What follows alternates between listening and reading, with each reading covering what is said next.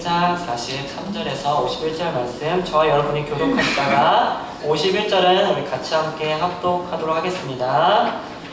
이튿날 예수께서 갈릴리로 나가려 하시다가 빌립을 만나 이르시되 나를 따르라 하시니 빌립은 안드레와 베드로와 한 동네에 제자 사람이라. 빌립이 나다나엘을 찾아 이르되 모세가 율법에 기록하였고 여러 선지자가 기록한 그 일을 우리가 만났으니 요셉의 아들 나사렛 예수니라. 나사렛 이르되 나사렛에서 무슨 선한 것이 날 수 있느냐. 빌립이 그에 와서 보라 하니라. 예수께서 나 다니엘이 자기에게 오는 것을 보시고 그를 가리켜 이르시되 보라 이는 참으로 이스라엘 사람이라. 그 속에 간사한 것이 없도다. 나사렛이 이르되 어떻게 나를 아시나이까. 예수께서 대답하여 이르시되 빌립이 너를 부르기 전에 내가 뭐하나 말하여 있을 때 보았노라. 나 다니엘이 대답하되 라삐여 당신은 하나님의 아들이시요 당신은 이스라엘의 임금이로소이다. 예수께서 대답하여 이르시되 내가 너를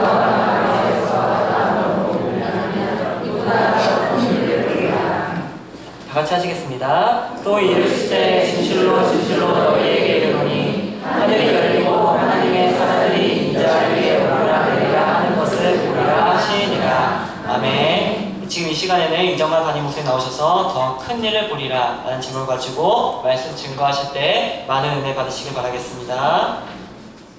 하도록 하겠습니다.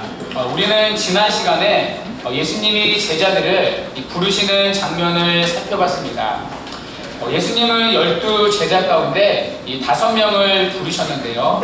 안드레, 사도 요한, 베드로, 빌립, 나다나엘 이 5명의 제자를 부르셨습니다.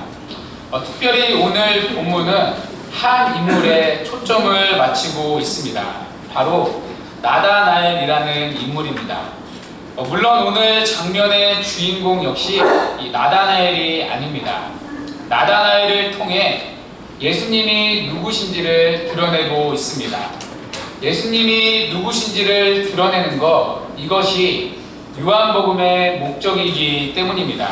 그렇다면 나다나엘을 통해 드러난 예수님은 누구십니까? 오늘 본문을 통해 함께 추적해 보도록 하겠습니다.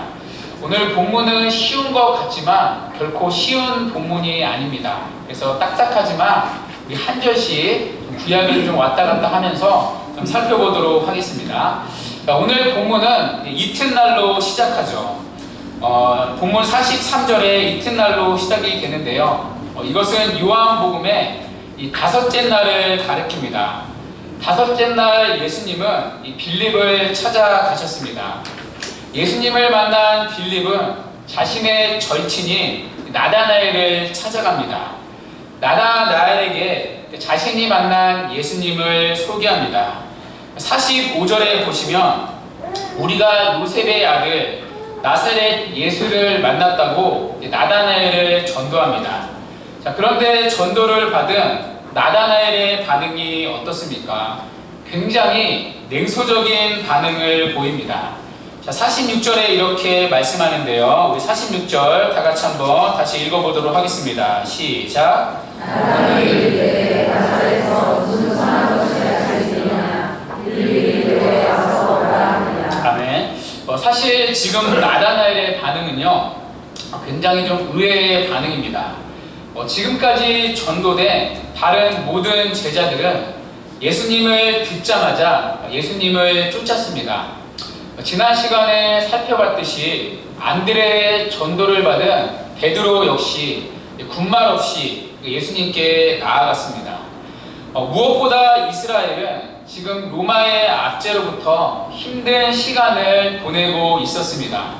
하나님의 말씀이 끊겨진 영적인 침묵기를 보내고 있었습니다.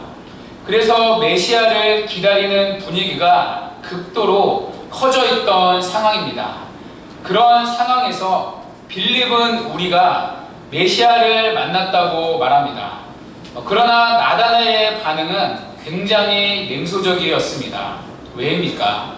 나사렛에서는 선한 것이 날 수 없다고 생각했기 때문입니다. 나사렛은 아주 작은 시골 동네였습니다. 인구 2,000명이 채 안 되는 작은 시골 동네에 불과했습니다. 이런 곳에서 큰 인물이 나올 수 없다고 생각한 것입니다. 이런 시골 동네에서 그 어떤 선한 것도 날 수 없다고 일축합니다. 그런데요, 지금 나다나엘은 단순히 나사렛 폄하 발언을 하는 것이 아닙니다. 단순히 지역의 감정을 건드리는 것이 아닙니다. 사실 나다나엘은 이때 구약의 한 장면을 떠올렸을 것입니다. 미가서 5장 2절인데요. 우리 미가서 5장 2절 함께 읽도록 하겠습니다. 시작.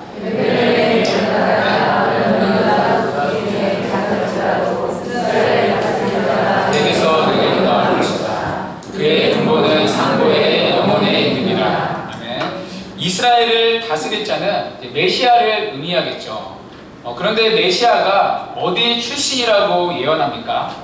베들레헴 출신이라고 예언합니다. 이것을 나다나엘은 정확히 기억하고 있었습니다. 자, 그런데 빌립이 오늘 소개한 예수님은 어디 출신이시죠? 나사렛 출신 예수라고 말합니다. 그러니까 출신 지역이 이제 맞지가 않았습니다. 물론 예수님은 구약의 예언대로 베들레헴에서 태어나셨습니다. 자란 곳이 나사렛일 뿐입니다. 그래서 빌립은 나사렛 출신이라고 표현한 것입니다. 그러나 나다나엘은 이런 이해까지는 없었습니다.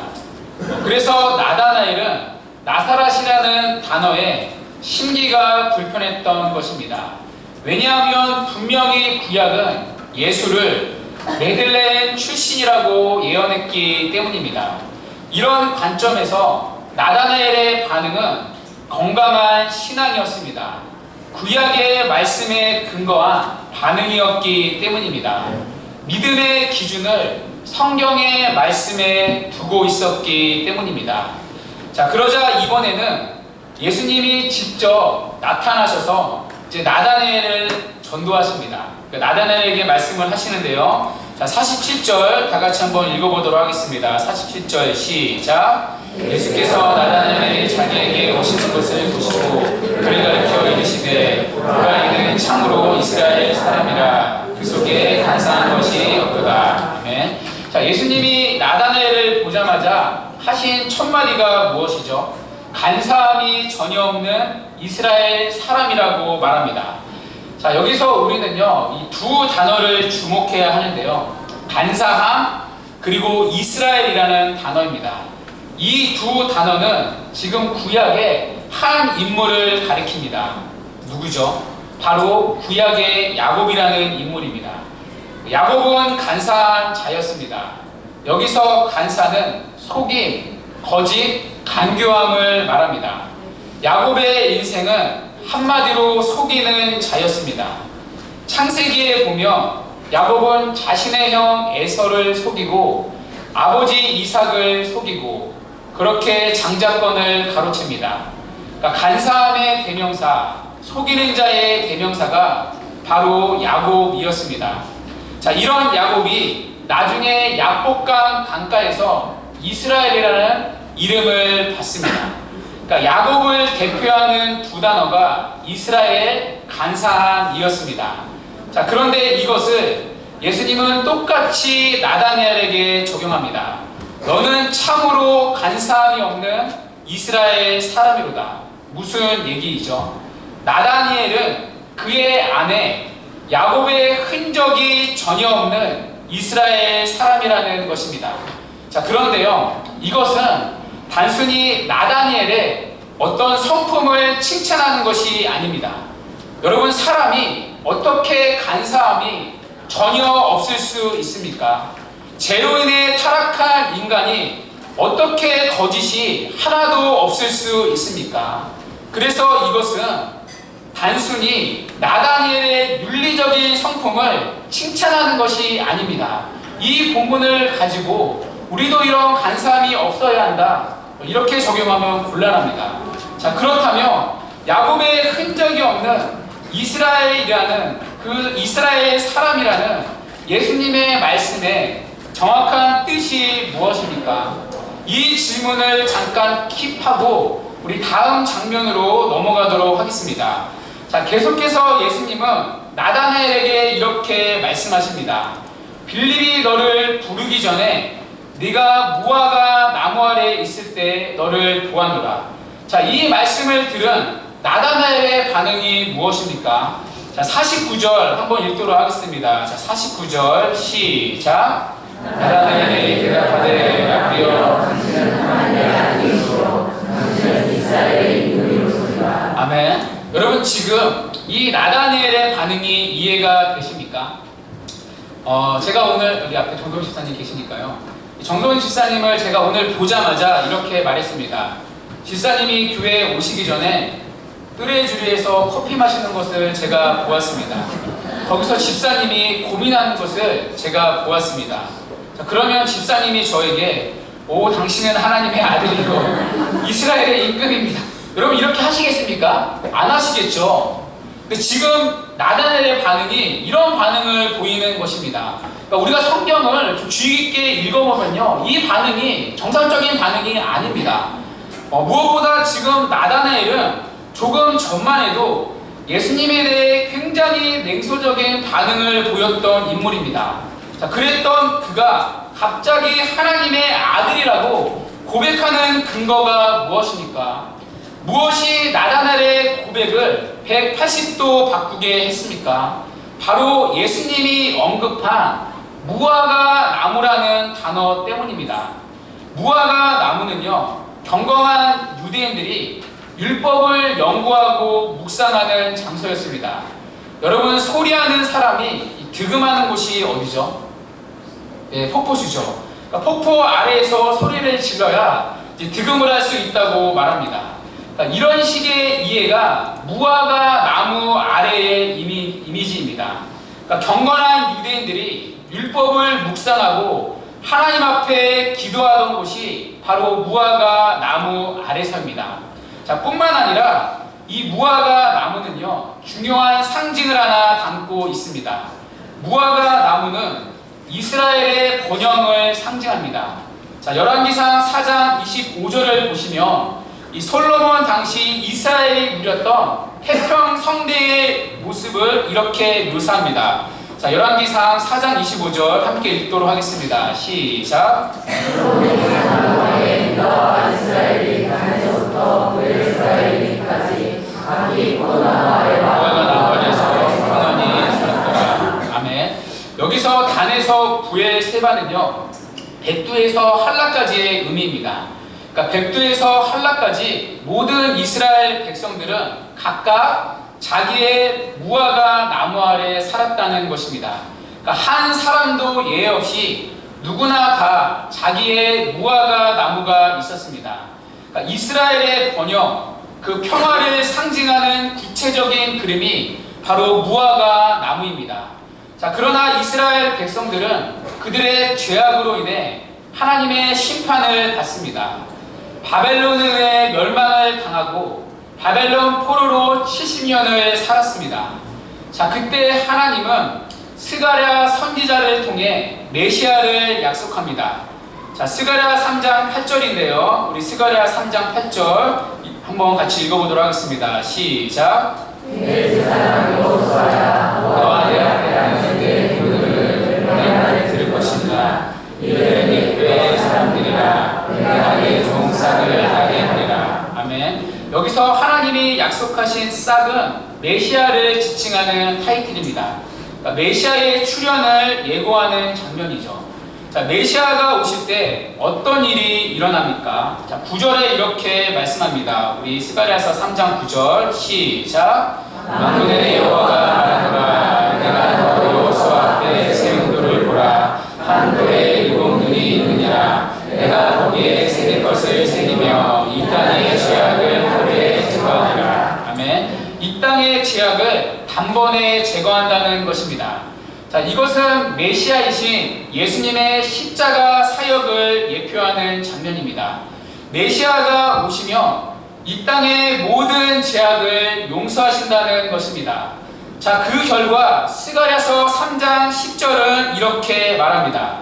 자, 10절을 같이 한번 읽겠습니다. 시작. 만군의 여호와가 말하노라. 그날에 너희가 각각 포도나무와 무화과나무 아래로 서로 초대하리라 하셨느니라. 아멘. 자, 메시아가 오셔서 그들의 모든 죄가 용서받을 때 어떤 일이 벌어집니까? 어디 아래서?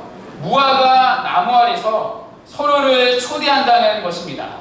이스라엘이 누렸던 그 솔로몬 시대에 누렸던 그 태평 성대의 시대를 회복시켜 주신다는 약속입니다. 그래서 서로가 서로를 초대하며 메시아가 주는 구원을 누릴 것이라는 예언입니다. 그 메시아의 나라에 풍성한 열매를 상징하는 단어가 바로 무화과 나무입니다. 자, 그런데 지금 나다니엘이 어디 아래에 있습니까? 무화과 나무 아래에 있었습니다. 나다니엘은 무화과 나무 아래서 그 메시아를 기다리고 있었던 것입니다. 무화과 나무 아래서 구약을 연구하며 깨달은 그 메시아를 기다리고 있었습니다. 구약이 약속한 스가랴서가 약속한 메시아가 오기를 무화과 나무 아래서 간절히 기도하고 있었던 것입니다. 우리를 죄로부터 구원할, 그래서 우리에게 참된 생명을 주시는 메시아를 기다렸던 것입니다. 자, 그런데 예수님이 나다나엘을 보자 뭐라고 하십니까? 무화과 나무 아래 있을 때 너를 보았노라. 여러분, 무슨 얘기죠? 무화과 나무 아래서 네가 간절히 기다리던 메시아가 바로 나라는 선언입니다. 스가랴에서 예언된 구약의 율법을 이루시고 이 땅에 구원과 회복을 주실 메시아가 바로 나라는 것입니다. 그래서 나다니엘은 이렇게 고백하는 것입니다. 당신은 하나님의 아들이요 이스라엘의 임금이시다. 당신은 참된 메시아가 맞다는 멋진 신앙의 고백을 하는 것입니다. 그리고 예수님은 이런 나다나엘을 향해 간사함이 없는 이스라엘 사람이라고 말씀하신 것입니다. 나다니엘은 구약이 약속한 메시아를 기다리는 참된 이스라엘 사람이었기 때문입니다. 구약의 말씀을 붙잡고 그 말씀을 믿음으로 기다리던 참된 이스라엘 사람이었기 때문입니다. 표면적 유대인이 아니라 참 유대인, 참 하나님의 백성이었다는 것을 알려주는 것입니다. 자, 그런데 예수님은 나다니엘에게 한 가지를 더 약속하십니다. 자, 50절을 같이 한번 읽어볼 텐데요. 50절 우리 같이 한번 읽어보겠습니다. 시작. 예수께서 대답하여 이르시되 내가 너를 무화과 나무 아래서 나무로 밀면 이보다 더 큰 일을 보리라. 아멘. 자, 예수님의 약속이 무엇이죠? 이보다 더 큰 일을 보리라. 자, 그렇다면 이것도 또 어려운데요. 자, 여기서 말하는 더 큰 일이 무엇입니까?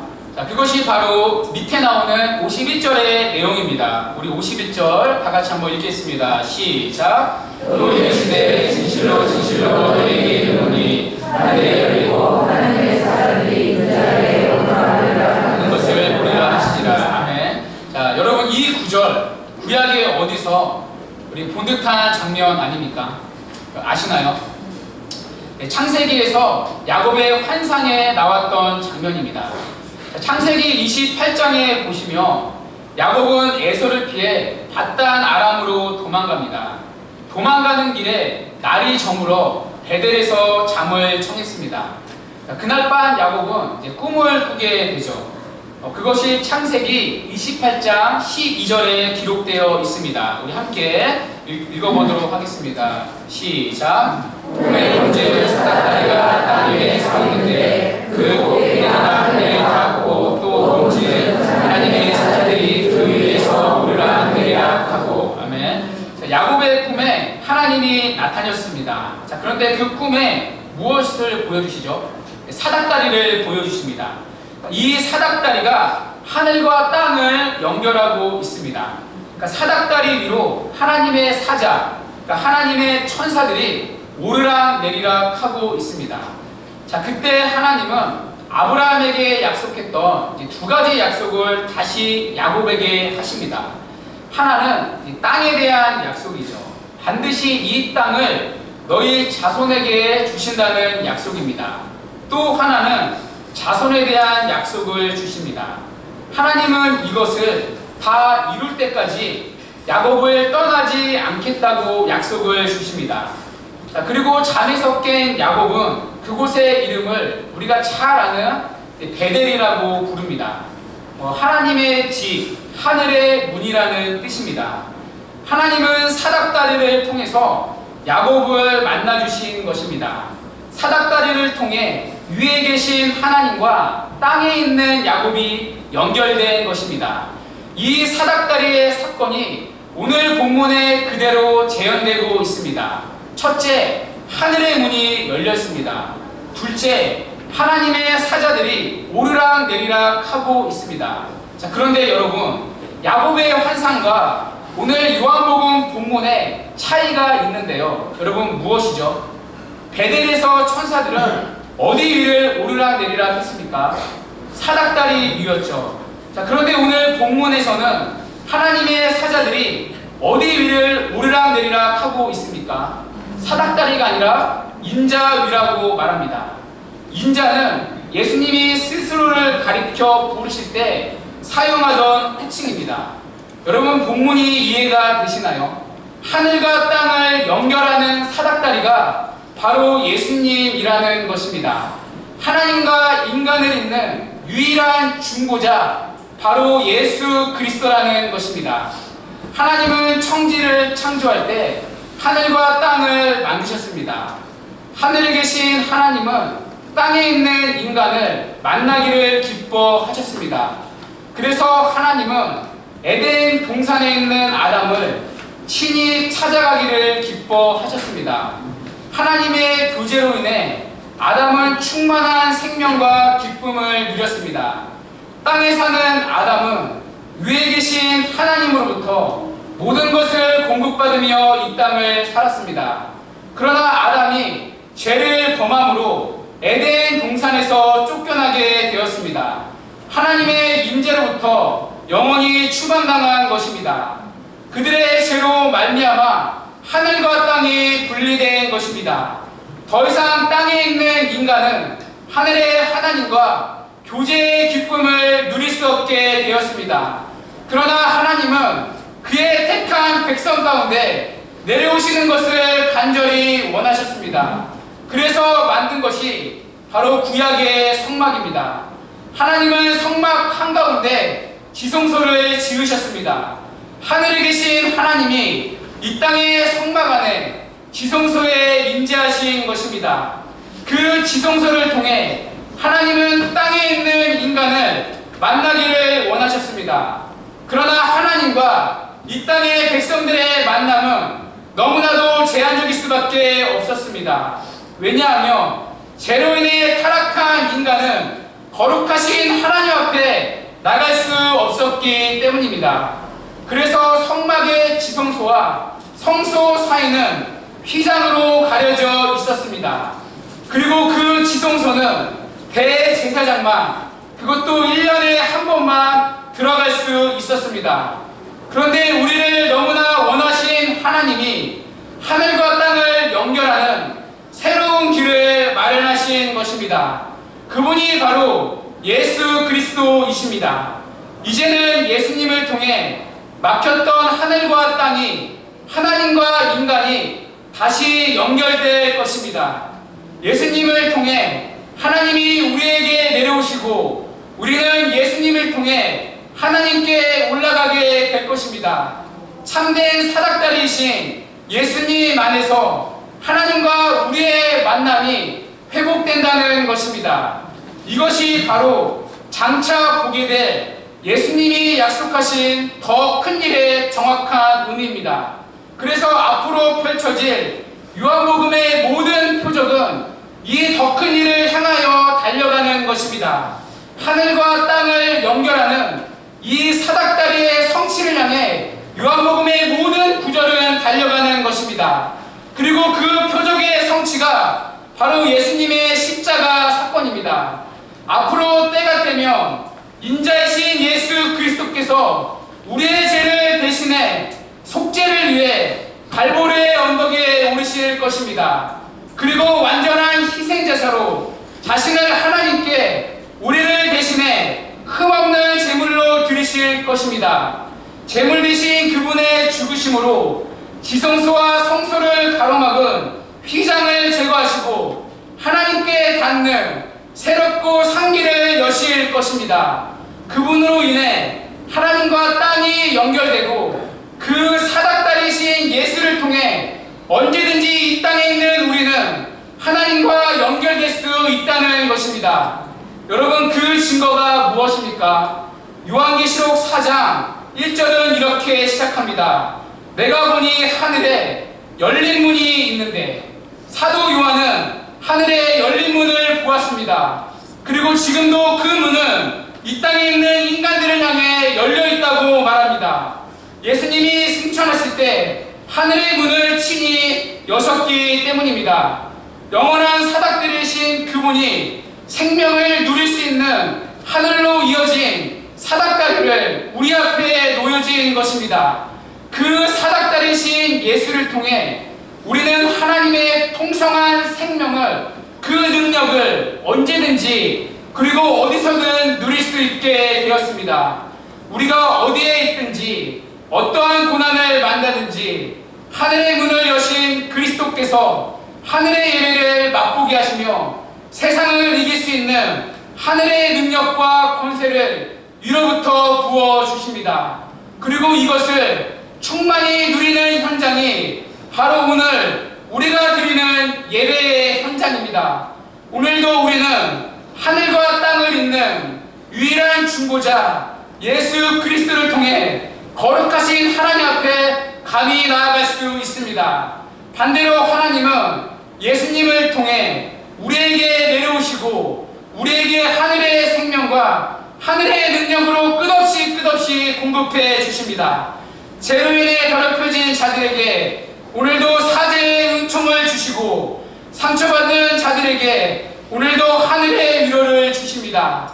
세상에서 찢기고 시달린 영혼들에게 세상에서 맞서 싸울 수 있는 하늘의 능력을 주십니다. 그 하늘의 생명과 능력으로 우리는 한 주를 또다시 하나님의 자녀로서 살아갈 힘을 얻는 것입니다. 그래서 하나님을 만나는 것, 이것이 바로 예배의 영광입니다. 그리고 예수 그리스도가 열으신 그 하늘의 문을 통해 지금도 수많은 사람들이 예배 가운데 죽음에서 생명의 자리로 옮겨지고 있습니다. 이것이 우리가 지금 앉아있는 예배의 현장입니다. 그래서 우리는 예배를 통해 더 큰 일을 지금도 보고 있는 자들입니다.